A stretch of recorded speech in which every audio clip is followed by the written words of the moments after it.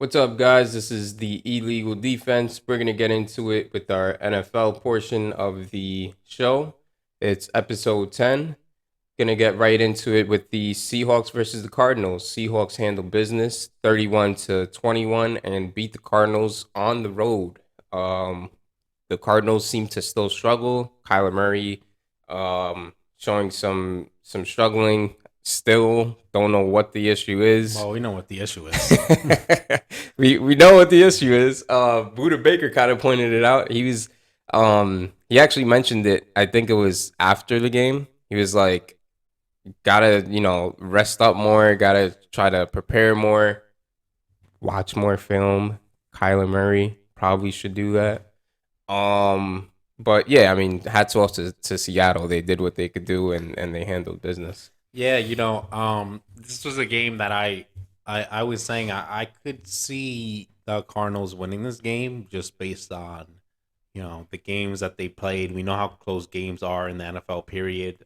The Cardinals do have talent on their roster. We know Hopkins is back. But yeah, I mean, this Call of Duty thing is gonna follow Kyler around for a while. I mean, he's gonna find a way to put up wins. Around this time, I mean, there's no excuses here when Hopkins is back. And it's not completely on him, but he's the guy that makes the team go, right? We saw him be able to pull off these like miraculous comebacks. We saw the game against the Raiders earlier this year where he kind of, does all these things. And obviously we can't expect that from him all the time, but as the quarterback and the leader of this team, he has to play better. We know the Seahawks are a much improved team from last year. They've been stringing together wins. They've been showing that they're for real this year. So it is a tough game, but I would expect the Cardinals to show some fight sometime soon because I don't know. This was a team that last year was had one of the best records in the league till past the midway point. I don't see why they can't figure some things out here in the next coming weeks and find a way to make a push at least for a playoff For a spot. wild card spot at Yeah. least.